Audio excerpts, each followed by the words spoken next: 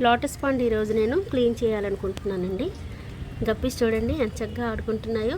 నేను కావాలని 2 months clean చేయలేదండి, ఎందుకంటే సమ్మర్ అంతా కూడా గప్పీస్ వాటి కిందకి వెళ్ళి తలదాచుకుంటాయి, చల్లగా ఉంటుందని నాచు వదిలేశానండి. చూడండి నాచు ఎలా వస్తుందో.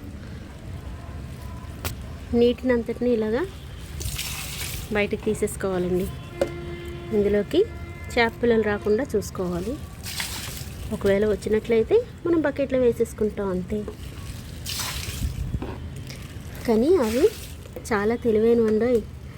నీటి వాటు ఎటు ఉంటే అటు వెళ్ళిపోతూ ఉంటాయి. అరే అరే అరే 1 second.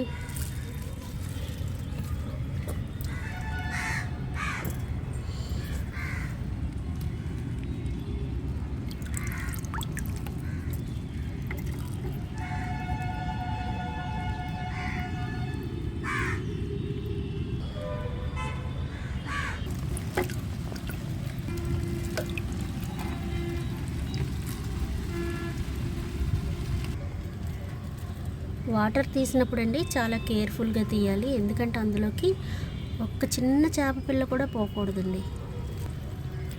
నెక్స్ట్ థింగ్ ఏంటంటే స్టార్టింగ్ మనం నాచు రిమూవ్ చేసేసుకోవాలండి. అప్పుడు మనకి వాటర్ క్లియర్గా ఉంటుంది. సో చేప పిల్లలు కూడా బాగా కనిపిస్తాయి అన్నమాట. చాలా చిన్నవి కూడా ఉంటాయండి. ఈ ఫిషెస్ కోసం నేను సపరేట్గా ఒక జాలి ఉంచుతానండి, ఫిల్టర్. ఎంత హాయిగా ఆడుకుంటున్నాయి చూడండి.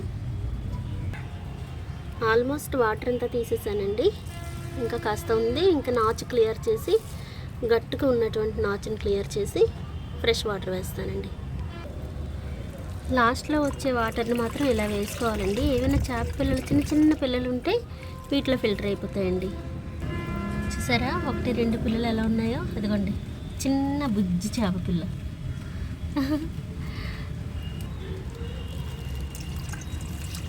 చెప్పాను కదండి, ఇలాంటివి ఏమైనా ఉంటే మనం ఫిల్టర్ చేసేసుకొని అలా వాటి ఫ్రెండ్స్ దగ్గరికి చేర్చి పెట్టాలన్నమాట.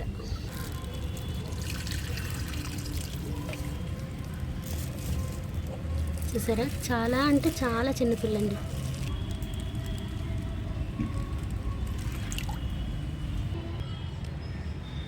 సో ఇదండి ఫిష్ పాండ్ యొక్క పరిస్థితి అండి.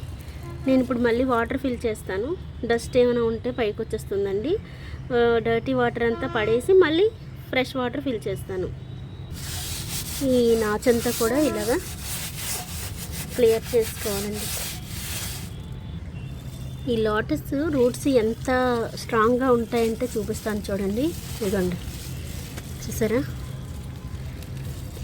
అడుగునిలా ఉందండి. వీటిని డిస్టర్బ్ చేస్తే ఈ ప్లాంట్స్ ఏంటవుతాయో అని భయంకి నేను తీయట్లేదు. అప్పుడైతే మనం 1 లేయరు 2 layers మట్టి వేసి దాని మీద ఇసుక వేసామండి.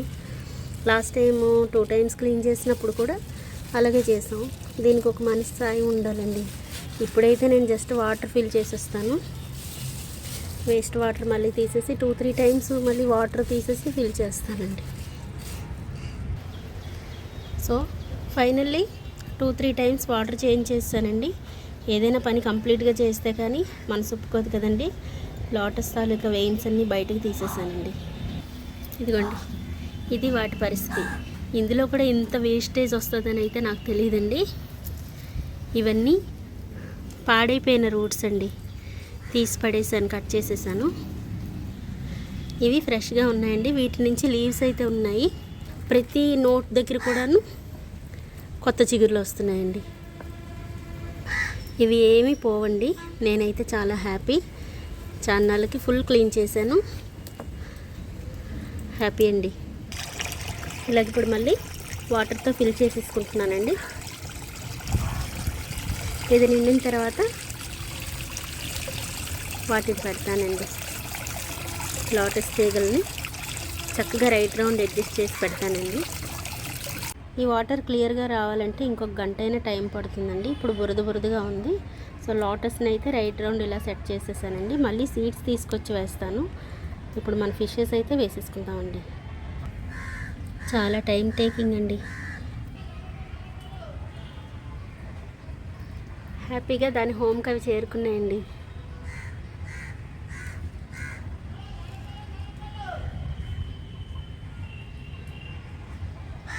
2-3 టైప్స్ గప్పీస్ అయితే ఉన్నాయండి. నేను మళ్ళీ లోటస్ విత్తనాలు తీసుకొచ్చి వేస్తానండి.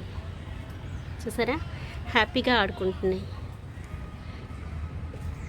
ఓకే అండి, ఉంటా మరి.